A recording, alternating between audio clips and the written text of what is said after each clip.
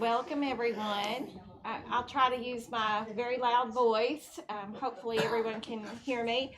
My name's Amy Greer. I serve as the Vice President for Institutional Advancement at Mountain Empire Community College, and I am the Executive Director of the MECC Foundation. And the Foundation is very pleased to support the work of Bill Harris and his photography that's on display in the Slimp Gallery, as well as Phyllis Williams and her beautiful quilt in the back. And Phyllis is here with us. So happy to have her here. We welcome everyone and so happy to do these programs for our community that are free. If you like what we do, hopefully you'll come back, right? And if you really like what we do, please support the Mountain Empire Community College Foundation and our Cultural and Humanities Fund that supports programs such as these. So glad to have you here, and I'll introduce our wonderful Teresa Robinette, who coordinates our gallery exhibits here in the Slimp Gallery. I'm also loud, so we're good. I just want to say thank you to the foundation and to Amy and to Meg Wilson and her staff here at the library who helped make all this happen. I just want to take a couple of minutes and to say how these shows kind of come together. I had a conversation with Bill about his trip, and I said, please don't show those photos to anybody. I want everybody to see it for the first time. And he said, oh, I don't know, I have a lot of them. I said, but you can do a show, and then you can talk about it, and then you can put more. So it was really great because I don't think they've been out there very much since his trip. So please enjoy what he has to offer. And Bill is, I've known Bill for quite some time, as I know a lot of you have. But he's amazing to watch taking a photograph as well as to see the end result. And every photographer has a different approach, and I enjoy watching Bill's in process because there is a process. The other thing I want to say thank you to is Julie Williams Dixon, who's a friend of mine. I said to her, and I also know her mom Phyllis, and I said, Julie, I have a show on Africa. I want a quilt for the quilters wall that reflects Africa. Call your mother.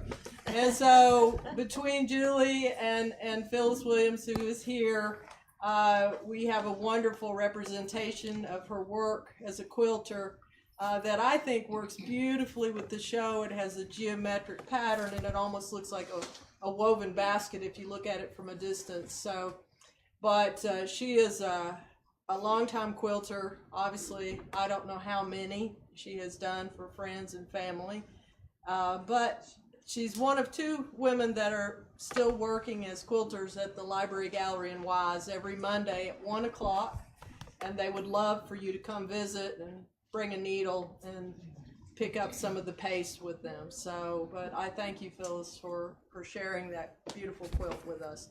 And so now I give you Bill, and we are going to go on his tour.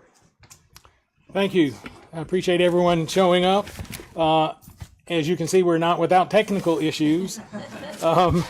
And let me just tell you, I was looking forward to this trip. I took cameras and everything, lenses, rented $1,000, well, actually it was $2,500 lens I rented to take with me to do the close-ups, telephoto, and whatnot.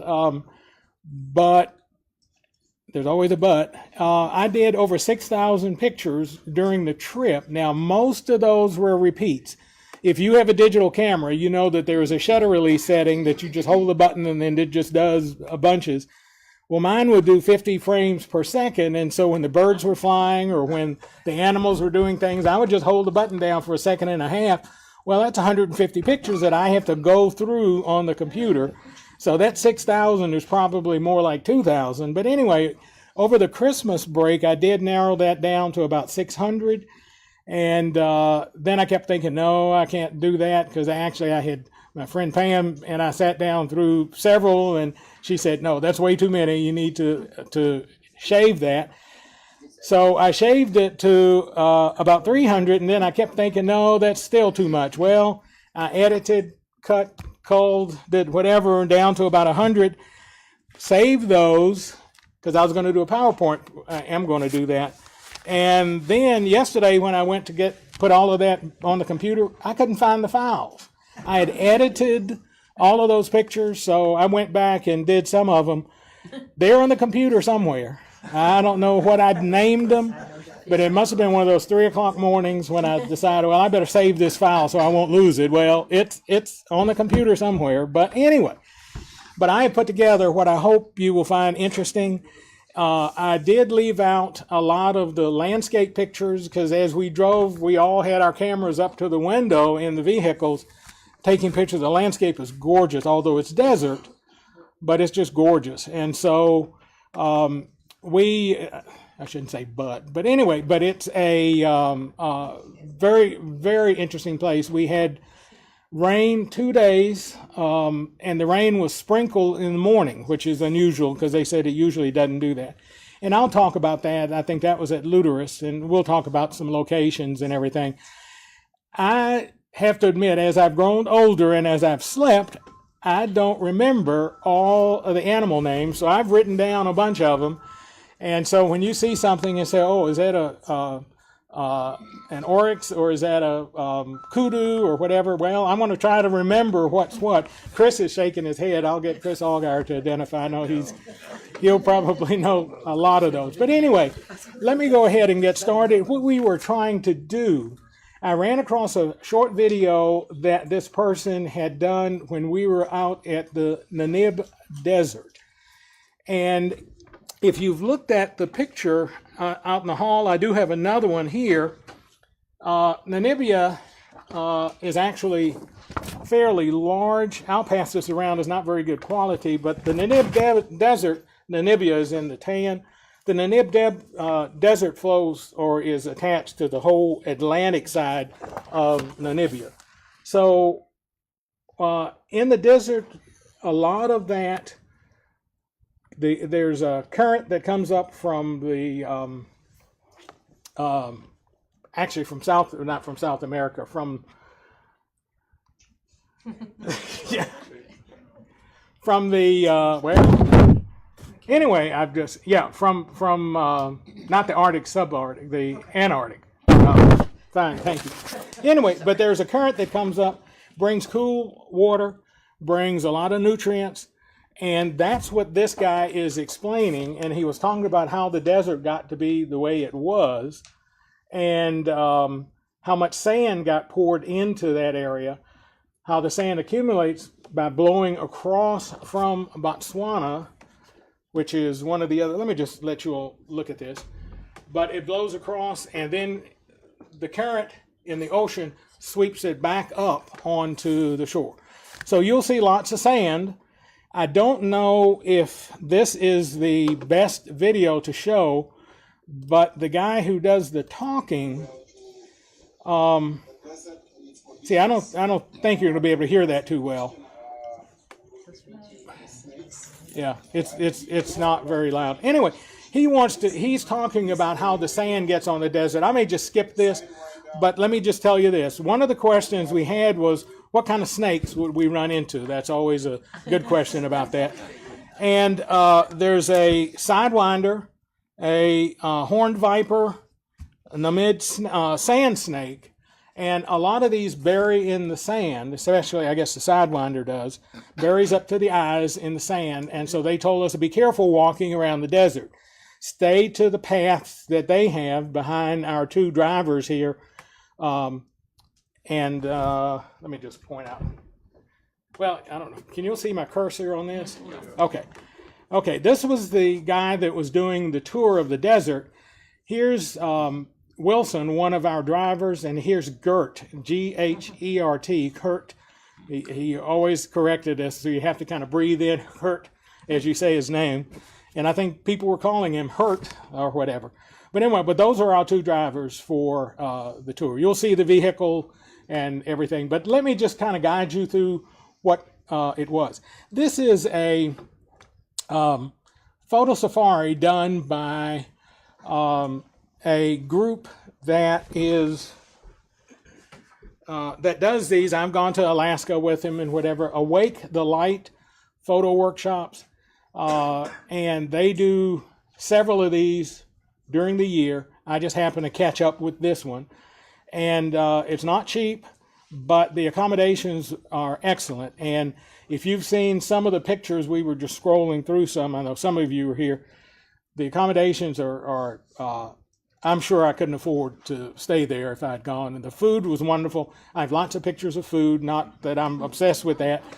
But the food was just, the preparation of the food was just excellent. So I just thought, well, I'd do that. Let me skip and just go directly to the presentation. And if we have some time now, there are a couple of things, a couple of videos I do want to show. And I'm not sure, I'll probably have to talk through it because the volume is not going to be very loud. Let me start out by, I left Richmond. My sister lives in, I'm from Richmond. My sister lives there. I stayed with her a couple of days before the trip. 2 weeks is how long we were in Africa. Left Richmond, went to Atlanta, flew from Atlanta to Cape Town, spent the night in Cape Town, and then went to Windhoek, which is in the center of, essentially the center of Namibia. We flew out of Cape Town and flew down to Luderitz, which is down on the coast, the southern coast. We had to do that twice because it was so foggy we couldn't land the first time we tried to get there, and so we had to go back and try again later that afternoon. It was funny because the plane was a big jet and there were a dozen of us photographers there, so we could move from seat to seat, run back and forth. Luderitz, as this guy would have explained, the fog moves in from the Atlantic, and it covers a lot of that area, and so it's sort of messy trying to land. But anyway, let me. But I guess we made it. But anyway, let me do the presentation. If I can get started, and I'll just sort of narrate this. Africa, of course, has been around forever. It was colonized, I guess is the word. I don't want to get started in a lot of that, but the British were there, the Germans were there. There are all kinds of fighting around World War I.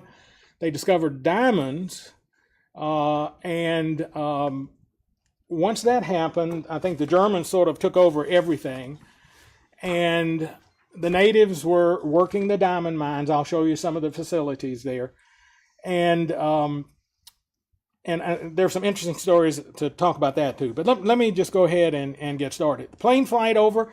This is Cape Town. There is a mountain that's here. Well, maybe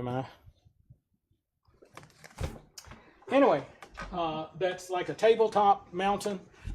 And you can see that what that is, it does look like a tabletop. But this is Cape Town. Millions of people. I think I looked it up and it was like 3 million, but then I heard somewhere else that it wasn't that many. But these folks are all in a flat area. But the tabletop mountain just appears out of nowhere. It appears, looks like it. Now, this island that's out here is Robben Island. That's where Nelson Mandela spent 18 years of his 27 years of imprisonment. They sent him to this island. It's a high security island, and the pilot mentioned that as we were flying by, that's where he was. So we all took a picture there. The folks that lived in Africa, there were several tribes. One was a group of folks called Herero, Herrero. And those folks opposed the Germans. This man is in a military uniform that they wore. The woman is in sort of a formal dress that's there. And they were at a memorial. Now, I took the pictures of the memorial out because I was trying to keep this short. But they were overjoyed that we asked if we could photograph them because the man said, oh, now we can buy some custard after this. So we gave them like $10, and let me do mention Namibian money. There's South African dollar and there's Namibian dollars. The South Africa dollar is the rand, and South Africa money is acceptable in Namibia, but Namibian money is not acceptable in South Africa. And as you can see from the map, they're just across the border. It's like Virginia and Tennessee. Okay, they just didn't do that. So when I went to the bank and said, let me get some money to go, they said, you need South African dollars. because that's accepted in both countries. So I did that. But the interesting thing about the dollar, and I'll pass around some things that I collected along the way, and you'll see some price tags on one of these devices. Well, I'll show it to you when we get to it. It's like $125. And we were all panicking because we were saying, well, we didn't kind of bring that kind of money.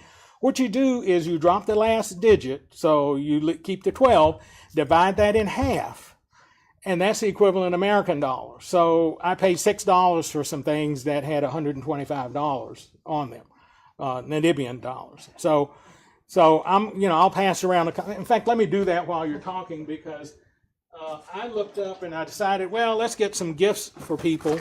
Not for you all. This is for my family. I'm sorry. I shouldn't say it that way. But anyway, what's that? Yeah.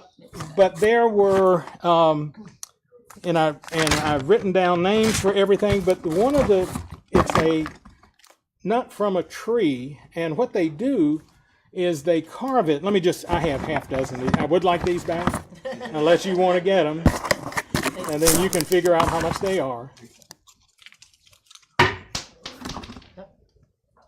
Plus one. Yeah.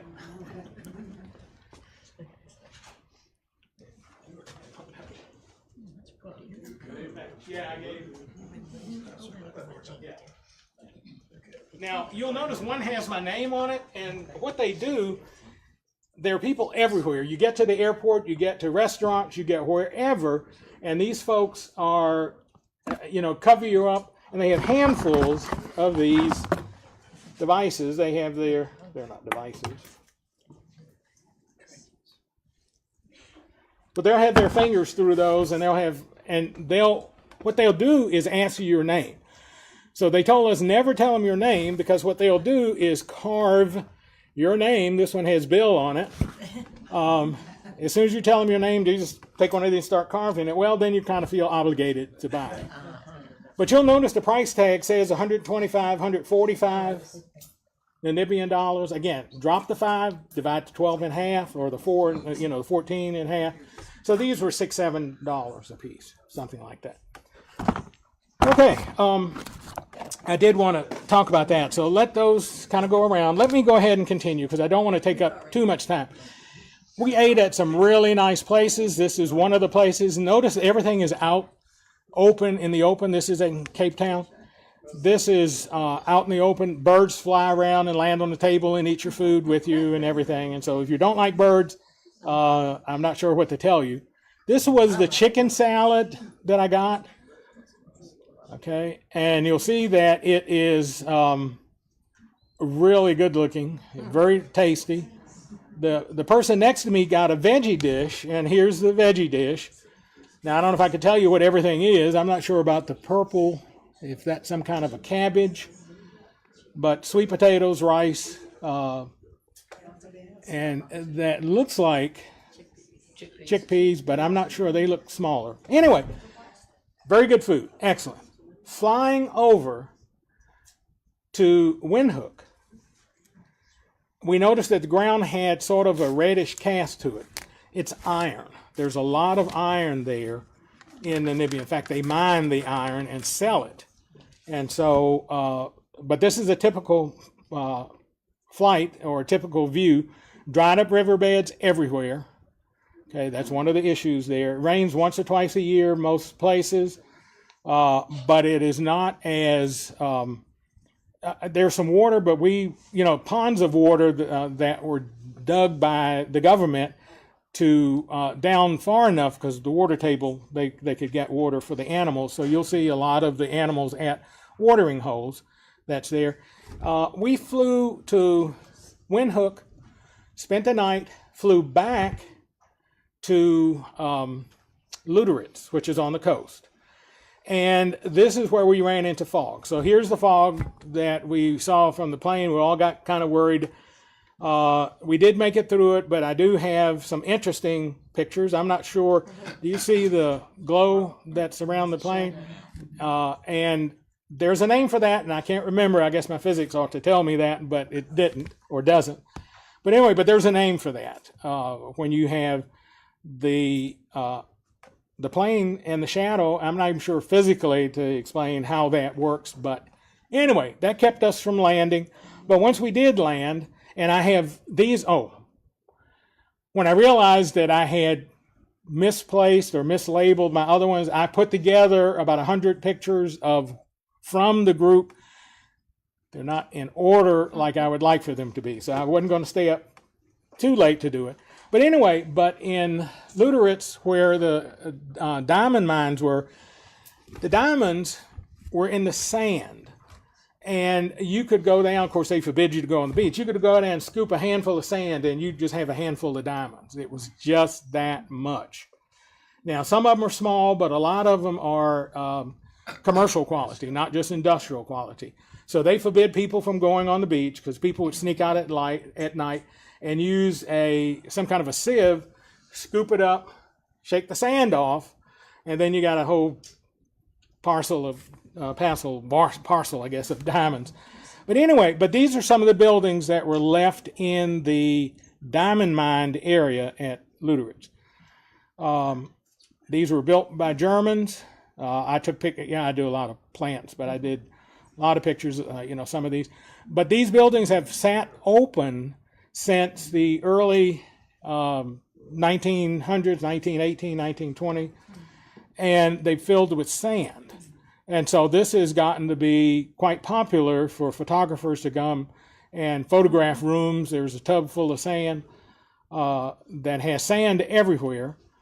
This is just one of the buildings looking out. But the workmanship was wonderful. But here's one that sand is halfway up the door. And the first time I saw these, I didn't know I had both of those in there, but the first time I saw these pictures was, I bet, 30 years ago. And one of them was the bathtub picture that you see out in the hall. It was full of sand. Well, when we went this time, I thought, I'm going to have to get that bathtub. It was empty. So I don't know if somebody dumped it out or if enough wind had come by and ripped the sand out or whatever. This is a hospital. And of course, you can see the sand is kind of built up behind it. And you can see it's overcast. This is when it started sprinkling. This is one of the 2 days that we got rained on. Oh, I'm sorry, because I keep doing plants. You'll probably, and these are some kind of plants. Again, the plant folks out there will have to tell us. They're succulents. Thank you. That's a good description. And where we stayed in Luderitz, there was water, clams, mussels, lots of birds. And again, I have written down some of these names. I'd have to go look for them because, like I said, I don't remember all of them. They're also heavy into oysters and clams, and they sell oysters and clams in the restaurants. And there are certain types of oysters that they have, but these are some of their nets, I guess, that what they do. And they're just using barrels to mark the place. So each one of these barrels is connected to a net or a part of a net that they're collecting things from. Downtown Luderitz, Germans lived, so a lot of the architecture is inspired by the Germans. I'm going to just go through several. I'm not sure who Owen was, except the visitor probably, hopefully not from the U.S. But anyway, but here's some of the houses, gorgeous houses. We did not go inside. People are living in those now. A lot of color. I'm going to get to animals here shortly. Here are our two guides, and here's one of the vehicles. We had two of these vehicles. The top of that vehicle actually lifts, so you can stand up in the seat and point your camera out and photograph. So there's a little bit of an effort to do that, but these are they're Toyota Land Cruisers of some type. Two of the two guides that we have, you'll notice that they're doing see if I can do it, a thing that's like this, and that's Namibia. So if you look at the map of Namibia, there's a little point that sticks off as you're looking at the map to the right, and then the Namibia itself looks like Indiana, kind of that shape. And so both of them were doing that.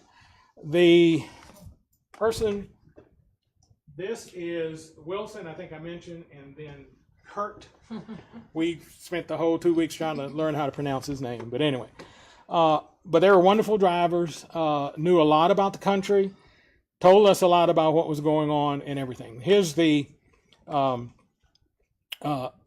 They have a crayfish festival. We weren't there for that. But this is one of the shipping areas, one of the docks. And I just put that in. Here's more of the Luterates mining camp. There are horror stories and about this and how they treated folks. If you've ever watched any of the African diamond movies, you know, one of the things is the natives that they hired, that they employed to work there would pop diamonds. They'd find a big diamond and throw it in their mouths or swallow it. And then later on, they figure, I'll just go home and I'll collect it the next day. Well, they lived in barracks that were across the way. You can't see it, but they're across. I think the barracks were gone. We didn't see them. But the miners lived in barracks and they ate there, and all of the bathroom activities took place there. All of the bathrooms had screens in them, and that's all I'm going to say. So they were there all day, and then somebody had the job of going and just flushing everything and then collecting the diamonds that they had swallowed. So it's sort of bad. And yeah. Here's inside the hospital. Notice how much sand has accumulated in the rooms. There's a bathroom. I didn't go and look to see if there was a screen. Anyway, here's looking the other direction. And we went back the next morning, early that morning, and so the light was a lot different. And so you'll see some of these have kind of a golden cast. And again, we're getting to animals. There's that bathtub, which I had hoped had sand in it, but it didn't. And I'm not sure what that is on the ground in front of it. It looks like some kind of a bone fragment.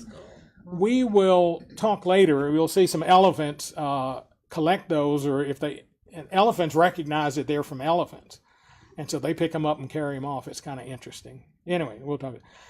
Water has been up there. You can see the water levels marked on the buildings. Okay. Oryx, I believe. Somebody correct me, because again, we had oryx and we had ibex. Well, when I looked up yes. And I'm not going to correct anybody, but feel free to correct me, because like I said, there were so many animals, and I wrote down, I have a whole page of animals, and I just can't remember all of everything, and I guess I should know them, but I don't. But this was one of the first animals. You'll notice the railroad tracks behind it, because they did have the tracks that went down to the beach and then back to the processing plant. Ostrich, every ostrich we saw, as soon as they saw the van, they took off running away from us. But that's one of the big animals. Here the guys running. And you'll see some other pictures from Luterates. Like I said, these kind of got interleaved. But there's an area there that the Germans, when they left, released the horses into the desert. And so the horses just sort of roamed around, and there is an area that's called Horses of the Nanib. And they have watering troughs for them. Okay, and while we were there, horses just sort of paraded in and did everything. And there were some melons growing nearby. We asked them if they were edible, and they said, well, you probably wouldn't want to eat them, but they are melons, and the horses do eat those. And so they told us, if you want to go over and break one open, it'll help the horses. I didn't do that, but some other folks did. And I don't know what type of melon, but they just said they're melons. Okay. Here's a bat-eared fox, I believe it is. And you can see why it's called a bat-eared fox. And again, most of these things were long distance, so I'm glad I rented that lens, but still, we were moving a lot of times. We would see these, we'd slam on the brakes, and everybody kind of hustled to try to get pictures. First sighting of giraffes, everybody got excited, and we were saying, where? And they were away, quarter of a mile away in the woods. But anyway, so they were giraffes. We'll have more pictures of giraffes. And again, this is kind of out of sequence, but we stayed at a bush camp, and we stayed at several bush camps. And this is the facility. These are the individual cabins. Now, this is the one that I stayed in. The one that's smallest, that's to the right, that's closest, well, to the right, is the bathroom part of that, unheated, which you would think in Africa you would need. Africa in the day for us, because it was in May and June, it was their winter. And so we found that the temperature was in the 70s during the day, in the 30s sometimes at night. So we all had jackets. You'll see us with jackets and everything.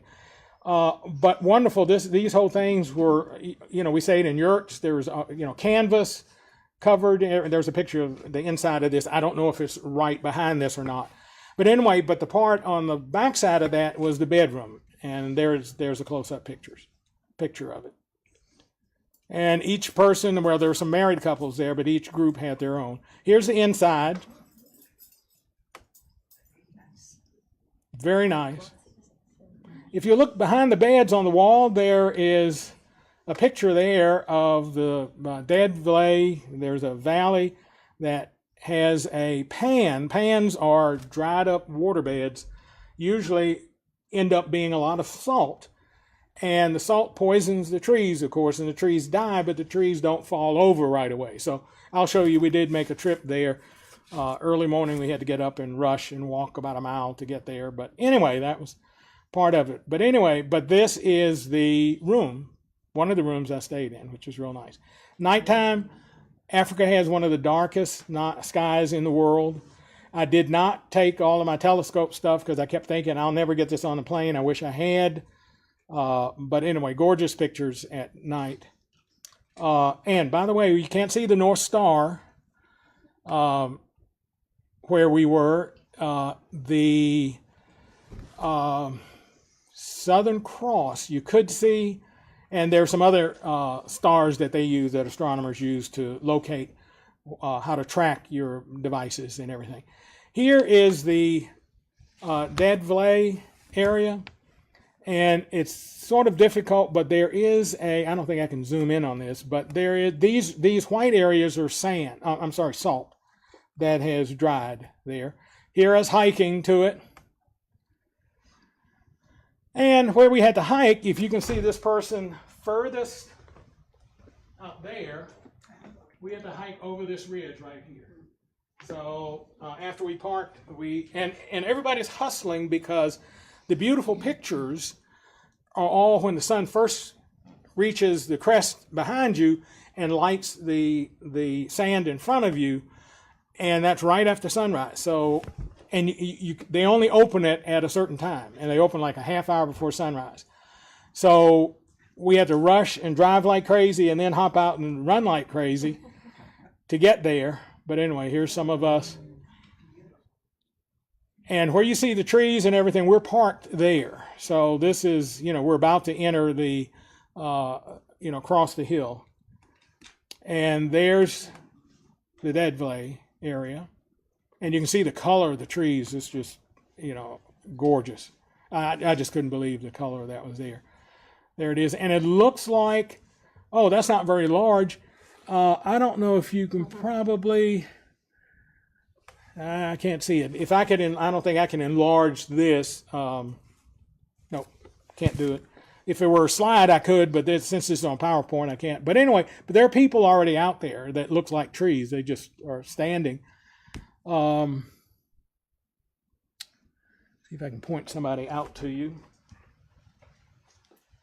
I believe here and, well, here it doesn't look like it. Anyway, there are people out there. There's one right there.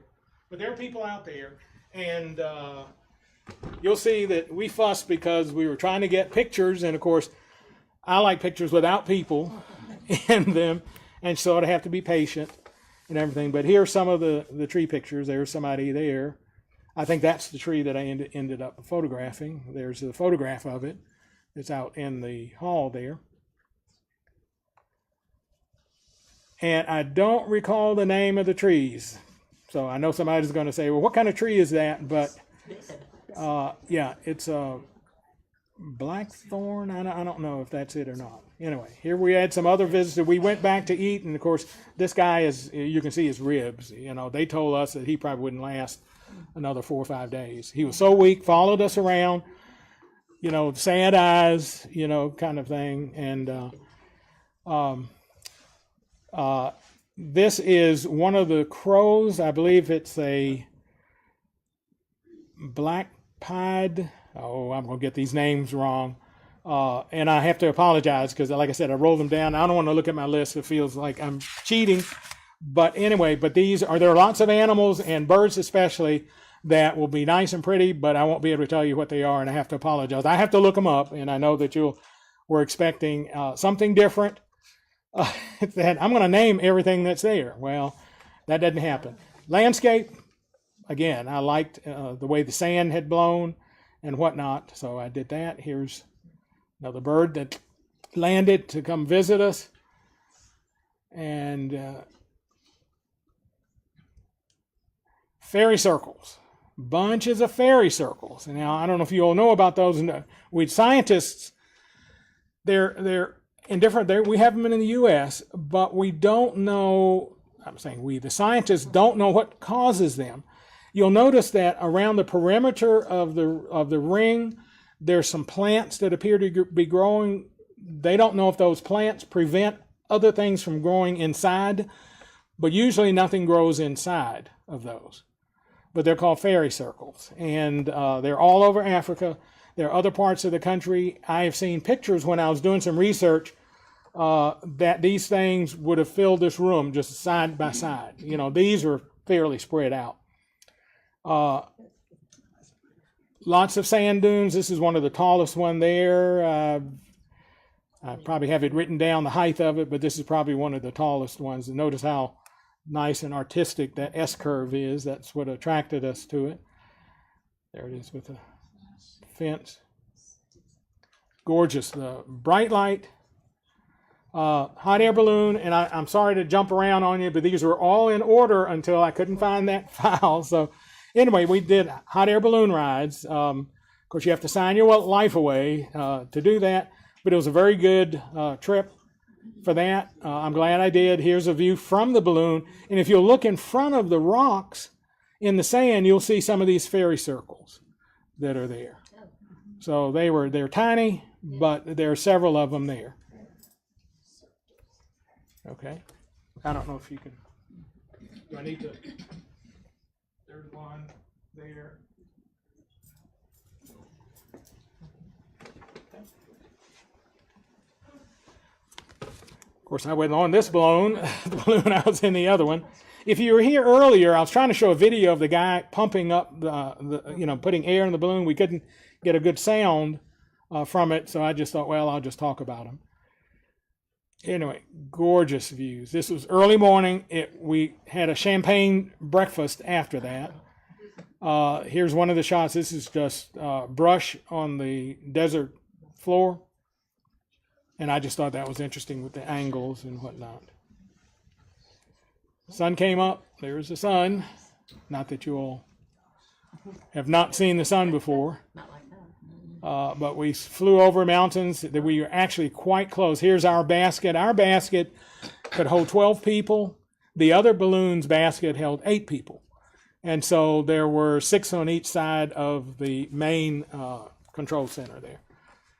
Here's our breakfast waiting for us. Okay. They set out the tables. You can see our vans are down there. And we landed a ways from it and had to get carted back to this. But anyway, wherever we ate, birds showed up. This is at a rest stop that we did later in the week. And you get a sandwich and you look down, there are birds everywhere. So everybody was just sort of feeding the birds, which is probably what prompted them to do that. But anyway, it was, I just thought it was interesting. The Tropic of Capricorn, we did go there. There is a group picture of all of us under this that somebody else took, And we used a communications, WhatsApp, I think it is. And we used that to communicate so that we wouldn't have to use cell minutes and whatnot, because that's internet based, or Wi-Fi, not Wi-Fi, but it's cell based. And they sent me the picture, and I have it somewhere, and I think I threw it away because once I got back around Christmas, we went in May and June. Once I got back, I decided, well, I don't need all of the communications. I kept the contact list with everybody, so I just threw away the file. Well, I think the picture that they did with all of us here is there. So, and I realized too late before I could get it from someone. But anyway, one of the bridges, this is a new bridge that's only been there for 4 or 5 years. Every few years they have a major flood. The last flood they had wiped out this bridge.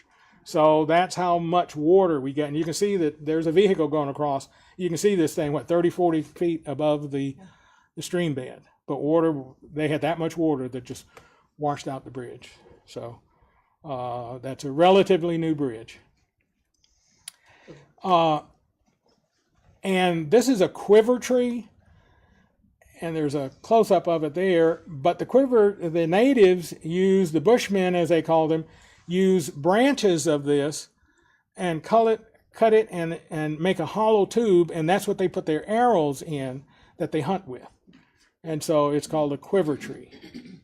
And I just thought that was interesting. I don't know if they eat the fruit or if that's even fruit. That's probably flowers, but I don't know how much of that is edible. We went to, I need my map now, but anyway, we went to Walrus Bay on the Atlantic, and pink flamingos were there. You've seen some pink flamingo pictures. They're all over the place, noisy, but interesting. Okay. And here's a picture across from the room that I was staying in, the actual city, I guess it's called. I'll get to animals again in a minute. When the Germans left, they left a lot of horses behind, and they left them in the desert. The horses kind of migrated around and everything, but eventually a lot of them became sick and developed some type of disorder that's similar to lockjaw, but a lot of them died. So what they did is they just buried the bones or let the horses lie where they fell in the desert. And you can see that this has been there for years. You can't see that it's been there for years, but it has. There's not many storms or anything that would displace the bones, but they just left them out to die. So this is a, and I knew all of those before walking in here. But anyway, this is a black-backed jackal. Okay, there are different kinds of jackals, but this is a black-backed jackal. I just went blank as soon as I saw that, I thought. Okay, chameleon, or chameleon, however you want to pronounce that. This was in the desert. Now, these guys are kind of interesting, or gals are kind of interesting, because I don't know if you can see that eye has turned. He's looking forward, and now it's looking behind him. He sits there, and the eyes are independent of each other, and the eye just turns around so he could see behind him. And so that's a kind of an interesting sort of thing. They eat worms. So we brought worms for them. It's kind of hard to see, but there's a tongue stuck out grabbing a worm, and there's a worm curled up in the mouth. So there he was reaching for it. And we just threw several worms out, or the guys did, several worms out, and they just pick them up and eat them. Scorpion. Now the scorpion is in a boot print, so that just shows you about the size of it. And there's a close-up of it.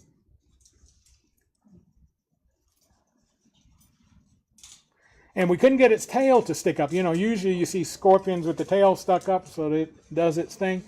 We couldn't get it stuck up, so Wilson went in and said, well, let's see if we can encourage it without getting stung. But anyway, he did pick it up by the tail. I wouldn't do that, but he did. Okay. One of the lizards that there is, I believe it's a shovel mouthed lizard. And this is what that is. You know, it's, you know, real tight jaws will clip onto your hand, obviously. Okay. Yeah, the gecko's coming up. And these are not very large. They are 4 or 5 inches long. Birds showed up, and again, I have a list of birds. I'd have to go back and look, and I apologize for not saying, oh, this is a, you know, whatever, because I have looked up a lot of those. Here's your gecko. This is a, sorry, thought I had 2 of those. This is a web-footed gecko. And if you'll look at the feet, you'll see that there's web between the toes. But it's a web-footed gecko. Some of the other succulent plants, this just reminds me of a jade that we have here. These were all over the place. In fact, it's probably very similar to that. Went to the Skeleton Coast where there are a lot of shipwrecks. We only saw this main one that everybody sees when they talk about going to the Skeleton Coast. There's no lighthouses there or anything, but there's a lot of sandbars under the water, and of course the ships get stuck there and stay. So this is one of those. And when we got to this location, as soon as we got out the van, about 20 people, salesmen selling those seeds, came running up. So we had to say no. Finally got to see some elephants. Elephant just sort of popped out. Elephants do the thing. They like tree branches, so they'll reach up and just pull them down. And I saw on YouTube here some months ago, there are elephants that stand on their hind legs to reach up and pull branches down. These didn't. We were hoping they would, but they didn't. Here's one of the vehicles that shows you what happens. The top pops up, and you just stand in the seat, and you can photograph from that. This is a helmeted guinea. There's something before the helmeted.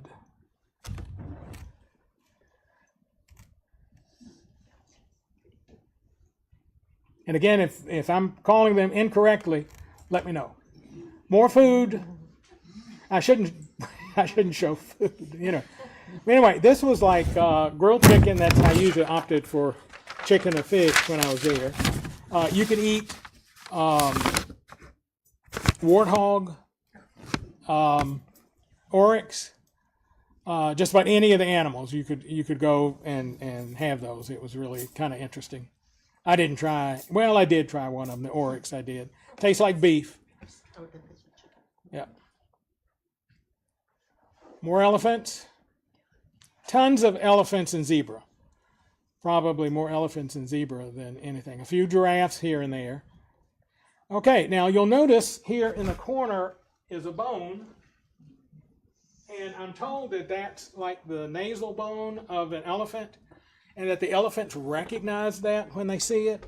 And you'll see that they go over and this one turned it over. Okay. And one of the other ones actually walked off with it. So they recognize that that belongs to them. And they sort of take care of it, I guess. I'm not sure what they do. They walked within, from me to Chris here, they were 5 feet from us. You'll notice that the tusk on the far side is broken. And so what they would say, since that's on the right side, that that's a right-handed elephant, because elephants use their tusks to move things around, to pull and tug, and it gets broken because that's the one they use all the time. So that's what happens with the... So you'll see some of them, it's broken on both sides, because I guess they're ambidextrous, I guess. But anyway, here's an elephant. Notice it's embraced the branch, and it's going to pull that down. Okay. We also visit, and again, these are a little bit out of order, because this is like a week later. We visited a UNESCO site that had carvings, and petroglyphs. Now, there's a difference between who's the archaeologist, petroglyphs and rock paintings. But these were done probably, they've dated these to 2,000 to 5,000 years ago. So these were early Bushmen that drew that. One of the stories, there was a lady here, I don't know if I have a picture of her, but one of the stories they told us is that they really honored and respected giraffes because giraffes were so tall. And the natives thought that the giraffes could communicate with the heavens to bring rain. So they would do a lot of their praying and a lot of their worship and whatever to giraffes because they thought, well, this is good. It'll bring, we can please the giraffe gods and they'll rain. There are footprints that's here. Here are some hoof prints, the ones that look like little beans or hearts. Some of the footprints have 6 toes, 7 toes. In all of the readings about ancient aliens that I do, I thought, oh, they were there. But I don't think so. I think they were just being a little excited in doing that. Anyway, the other thing is that you'll notice that a lot of these drawings overlap drawings that are underneath. So instead of going to a different rock, they just wrote over the ones that were there. But anyway, here are several more. This is, again, a UNESCO World Site. Hopefully it stays.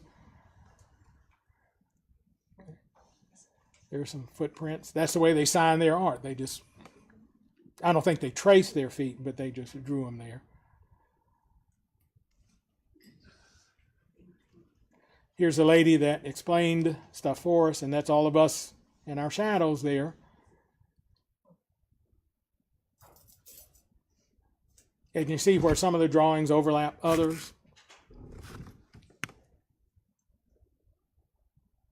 And these are actually carved. The others, they usually use some kind of a flint rock or something and scrape the coating. This is, dug really into the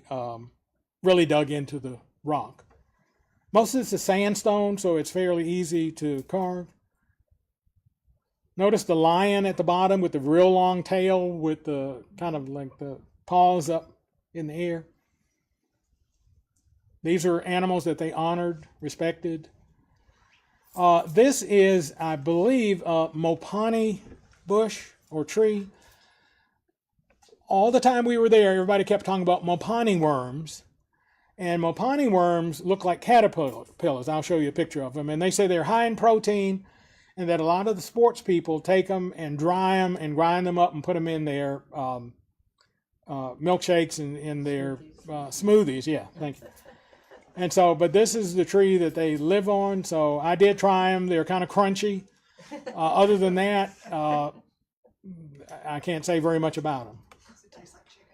Yeah. Oh, it tastes like chicken. No, it didn't. Actually, I'm not sure what to tell you it did. But anyway, but here's a meerkat. I believe that's what this is. We'd run across bunches of those, but this guy, he did it before I did, and I thought, well, I'll just take a picture of him there. And the cat, he just stood there looking at it. I'm sure he wanted food, or she. Okay, here's a typical after lunch deal. The birds would show up, and I have a video of this bird just actually pecking on the robe, but I'm not going to show that. Here I am. And you'll notice that I have 2 hats. I have a hood for the jacket and another hat, the hat to keep the sun off, and a hood because it was cold there. And we were at this bush camp, and the sunset is one of the favorite places there. So you can see everybody I didn't have a mixed drink, but everybody had drinks, and they were sitting there toasting the sun setting. Typical roads we drove on. Some worse than others. I won't go into it. But coming back the last day, we were going over these things so fast trying to get back to Windhoek to get the planes. We flew into Cape Town and then to Windhoek and then did the whole tour from Windhoek. They drove us back to Windhoek and we flew to Cape Town. I'm blank again. Anyway, to Johannesburg. And then flew out of that, and 14-hour trips each way, which was no fun. But anyway, we were flying and we were going airborne over some of these humps. I mean, I was counting 1001, 1002, bam, and we were slapping down. Not good. But it was fun while we did it. But I had issues about a week later. Some of the terrain that's there, zebra. Tons of zebra. Ostriches. Is that the plural? Ostrich running away from us. Here's some of the cabins that the natives live in. Okay, if you can imagine, I mean, there's a whole field of these, and probably 40 or 50 of these, and each one is a family. And these look just like storage building. They're about storage building size, and that's all they could afford. Yes. Okay. Pretty sad. Restaurants. I thought the tablecloth was kind of interesting in the way they put the napkin in the fork. I thought that was interesting. Here's some other living accommodations. And we went to the Himba tribe, which is in northwestern part of Namibia. And the Himba women, there's a picture out there, they use, and I'm not going to have time to show you the video, but they use ochre, red ochre, mixed with buttermilk, and that's what they put on their skin to give it that reddish color, and that's what they put in their hair to give it that red look. Also, you'll see some other pictures of them, but here's some of us wandering around. This is a woman taking a smoke bath, and I have a video of this where the guy explains what that is, but they use mopani leaves and branches. There's a fire pit right in front of this post that's there. You can't see me pointing, but a post that's there. And what they do is they take a pot of that, coals, put branches in there, leaves, and it smokes. And they actually sit over that, as you see that she's doing. They'll do this the women do this every other day. The men bathe probably once a week if it's raining or if they can get water. But the women do this, and it's very typical, very hygienic according to them. And again, there's a guy talking about it. And of course, as soon as you come out of the tent or the hut, you'll see one in the background. You'll see others close up. They're there with all of their wares for you to buy. So they make lots of different things. And I can't zoom in closer, but anyway, you'll see their beads.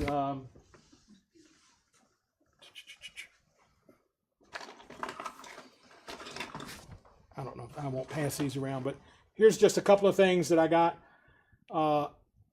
that these were like $4 or $5 a piece. They have hundreds of these. They use seashells that they collect from the ground. They sell just all kinds of trinkets. Well, afterwards, maybe when you come up, I'll show you some of the things that's there. Okay. I tried my best to get pictures of the babies. The babies were so cute. But I never was able to get a good picture. They were dancing for us when we got there. They were singing and dancing.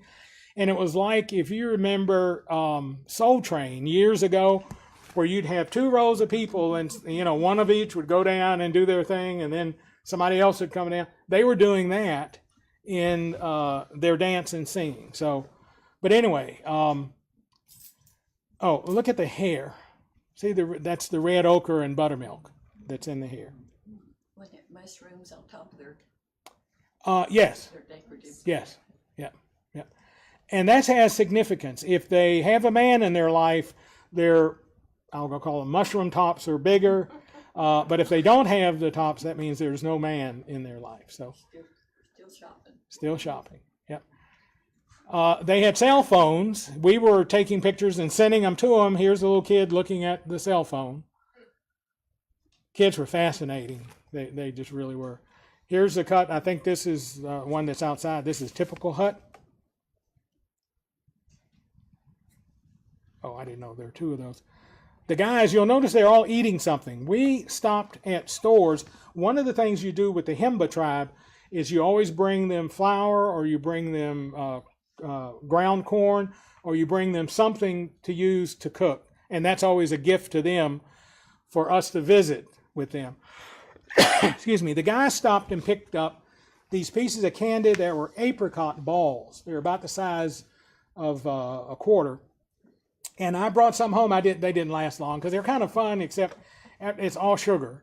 But anyway, the kids loved them. And so we gave those to them, and they ate those. Some of the women, again, and the kids. I just wish I could have gotten the kids because the kids were just so cute. Sun was super bright. Okay. So here are, again, some birds. These, I think are the goshawks.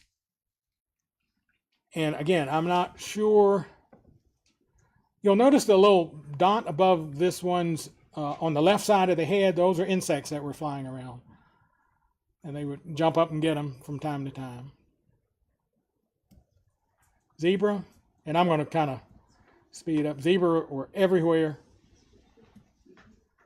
Wildebeest.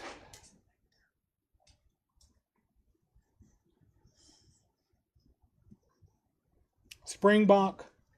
These things, if you ever watch them, they kind of just jump into the air. So I can see why they call them springbok, because they spring into the air.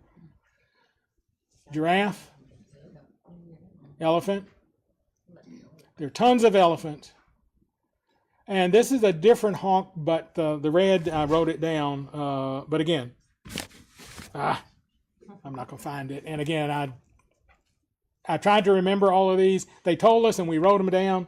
And I don't have that with me. A lot of watering holes are lighted, and these are rhinoceros. And you know they talk about a white rhino and a black rhino. Well, the white rhino is not white. It's the same color as the black rhino, and the thing about it is that its mouth is wider.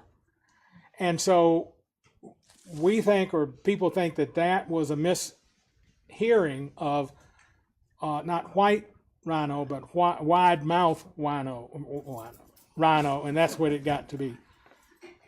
Lions, again, wildebeest. I'll speed up some. This is always good. Are you here to get me? We can do some question and answer. Yep. Okay. Well, I'm going to quickly go through these. I did shave them down from, like I said, 300. So you don't have that many. I think there's 60 or so. This is in Etosha Park, which if you go to Africa, try to get to Etosha. That's where a lot of the animals are. And again, there are pans, P-A-N, pans there that are salt flats. There's a lion taking a snooze.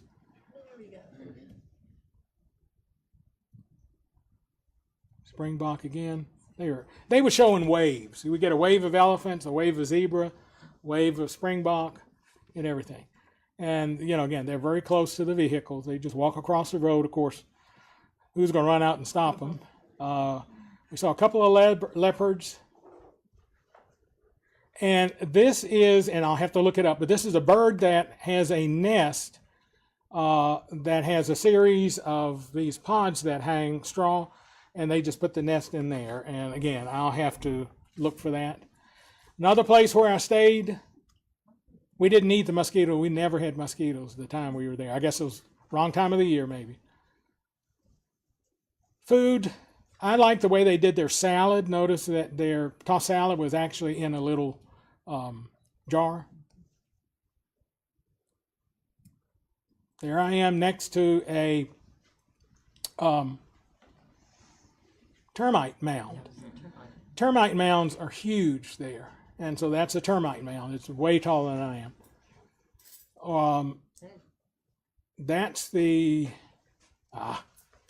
one of the other animals, and I am sorry.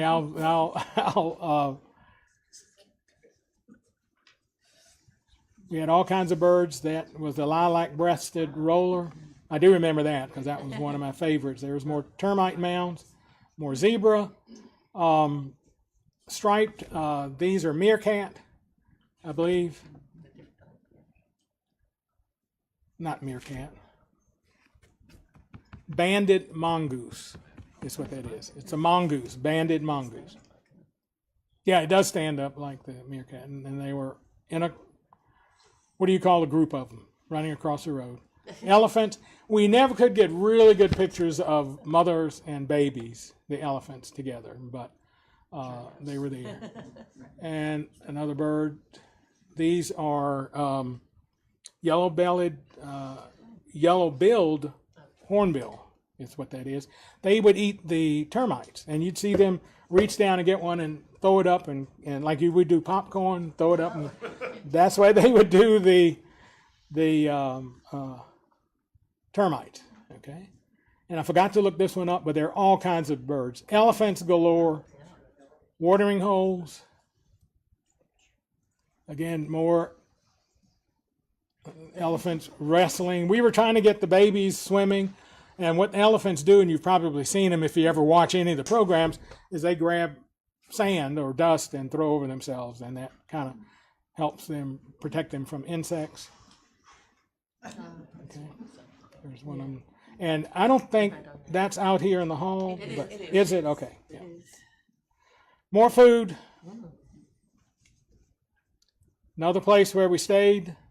We all stayed in one of those. One interesting thing, all of the bathrooms, the toilet tissue was always, the extra was always wrapped with some kind of a vine of sorts, and that's rosemary that's tucked in there, and they always have the bag for the women's products, always just right there also. And I just thought that was kind of interesting and very considerate. And this is a hat, I guess, that's turned upside down or something. There's more of those trees. We didn't get any birds coming out. Mopani worms. That was the talk of the trip. They cooked them in, and that looks like a big eye there, but it isn't. But they look like some kind of worm. Anyway, peppers, onions, and whatnot. Stick bug. We have those here, not this large. And we were all fussing because we kept saying, run out and get that tree out of the way. But that was the mother tending to the baby. More termite mounds. There's zebra. That was one of my favorite pictures. Leopard. These guys had just fed. And I hate to rush through this, but and we went on different vehicles so we could split up the group. So we weren't on the Toyota Land Cruiser vehicles, although. And there's a hyena, I believe. There are different kinds, and this is some was setting. And this was one of the ones that we saw. It was a kill that the leopard dragged the springbok up in the tree until its babies could get there to feed. Okay, I don't know. This is I'm sure near the end, but we had bunches. This is how close we were to them. We were at a camp that the leopards and animals were collared. So we would ride out with one of their workers, and they had radios. And one of them would say, oh, it's 1,500 meters to your left or whatever. And so they would find where these were. They could target them, and then we would drive to them. Anyway, well, that's what I have to share with you. I have many others, but you don't want to sit for another hour. But, and the videos, I did have, the guy explains about how Namibia got its sand, about the rivers, the fog, and all of that. And that was what was on when you first got here. We were trying to get the sound turned up. It works, but you'd have to sit all in the front row. And so we could have done that. But anyway, questions, I'll be happy to try to answer something. And I'm sorry we didn't have, there's some exotic animals that are there, but most of the ones we saw, ostrich, elephant, the standard. We didn't see water buffalo, but we did see rhinoceros, the rhino, lots of birds and stuff like that. So we would stop and shoot and then go on. So the trip was sponsored by some people out of Africa. There's a group, like I said, it's I need to quit because I'm getting Awake the Light. Thank you, Awake the Light. And like I said, I'd gone on trips with them before.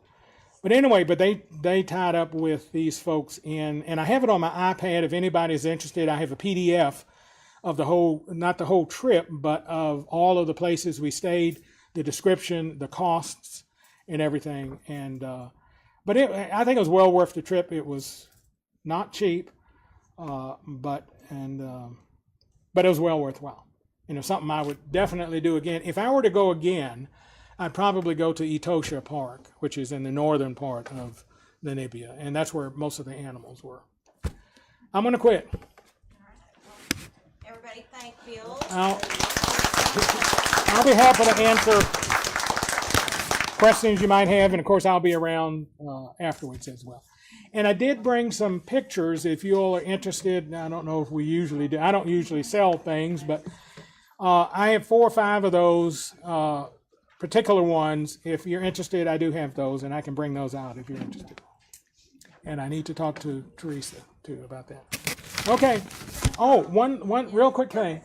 One of the things that I found was interesting. If you ever travel, and I'm going to put in a plug for this person, there's a woman who rides a motorcycle all over the world. Itchy boots. Itchy boots. And I saw her do Africa. She rode all over Africa during COVID time. So some places they wouldn't let her in, or she had to get COVID test everywhere, every time crossing to Botswana or whatever. But I would sit and watch her in Africa, and I saw all of the places she went to. It was just really interesting. She's and it was great. she We is. follow her too. Yeah, okay. Well, I didn't want to make a scene about that, but anyway, but it's called Itchy Boots. She's from the Netherlands. She's Dutch, and rides by herself. And she takes a drone with her, and so she flies her drone. So when she's going down the road, you can see this drone is following her and everything. So Y'all hang out, get some treats in the back. We got coffee.